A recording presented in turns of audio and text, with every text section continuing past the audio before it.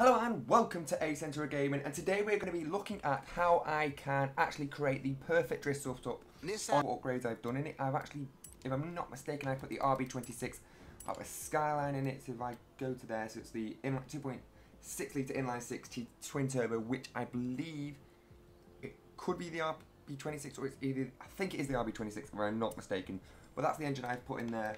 Obviously we've gone wide body with the Rocket Bunny, and then I've just completely maxed everything out down here. All of these, all completely maxed out. Everything else is completely maxed out. If I'm not mistaken though, I did something with the, did I leave it stock transmission? No, I was actually going to leave it stock transmission, but I didn't end up doing that.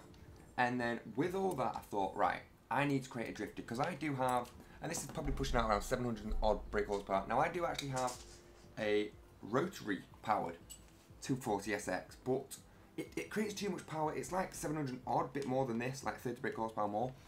With the setup I've got on that, it just doesn't drift. So what I thought I'd do, for people that don't drift as much like me on this game, a setup which is, it allows you to easily drift and maintain a high power so you can keep up in a tandem if that's what you are looking for. So the tyre pressure I have left at completely 30. I think when I originally did this it was like 29, so I bumped it up to 30, a bit more tyre pressure, a bit loose on the rear end. The gearing I have not touched at all, because I just find a 0-60 to 4.8 is fine. It doesn't really need much more than that, because it basically allows you to do it because it is rear wheel drive. It just keeps it a nice drift. The alignment, now what I have done here, I have actually added a lot of camber. Now the more camber, it is actually a lot easier to drift. So the front we've gone for -4, and the rear we've also gone for a -0.5, so that's a slight camber, but not too much. Now the toe, massive toe out on the front. It's something that I find allows you to drift and like make small tweaks to the drift mid-corner.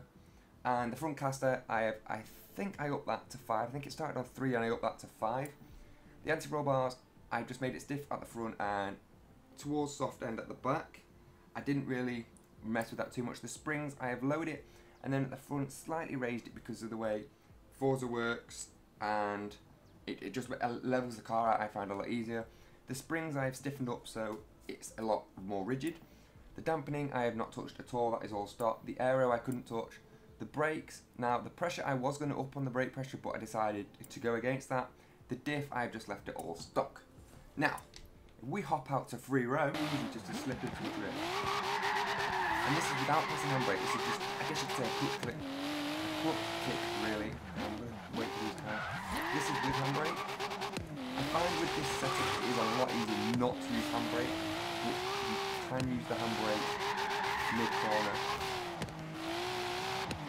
like this, so let it go a bit wide, so you can use the handbrake just to bring it back in ever so slightly, or you can just use the brake. If that car wasn't there, that would have been a beautiful corner.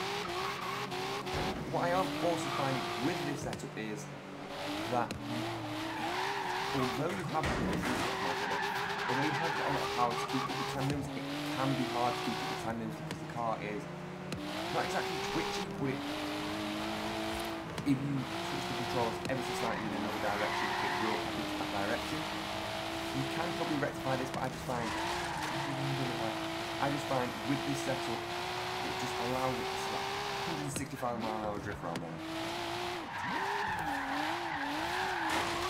And also, when you are drifting, so I'll show you on this corner, don't bounce off the red limiter or you will spin out like that. You are applying too much power, and what you want to do is you want to keep the drift. So then, ever so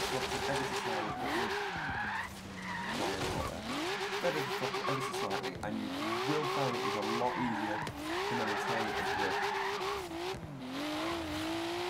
Right, so we go.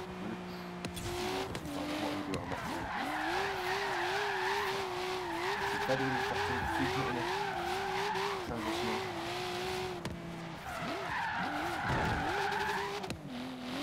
But the problem is with the gearing setup I have gone with, and especially it probably would be easier if you change the gearing so it's a lot more orientated to acceleration, that when you are trying to enter a corner and it is in first gear and you're not on manual, it will just bounce off the rev limiter in first gear. So what, probably the best thing to do is either switch to manual control or use the steering wheel, or adjust the settings slightly so it is going into second. Just try and keep it in second. I find second and third with this setup, it has a lot of pull, especially the higher end of the revs.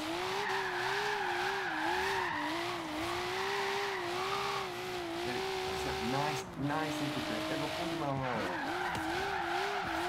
Now, a bit wide on that one.